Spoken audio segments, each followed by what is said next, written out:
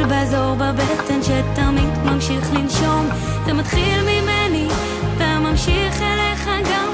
זה מתחיל בדיוק בפחד שניצחתי לא מזמן. זה מתחיל מדמיון וממשיך למציאות. זה האומץ להפוך את הקשיים להזדמנות. זה מתחיל בצער וממשיך למסע. זה מתחיל מאדם אחד ועובר לאנושות כולה.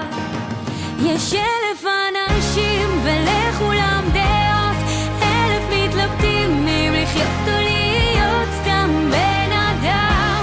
כלוא בין החומות של הפחדים שלו, של אנשים שלא העזו לנסות. תהיה האיש שלא פחד, שלא חשב יותר מדי מה יאמרו ואם כדאי, הכוונה תהיה לך כיוון.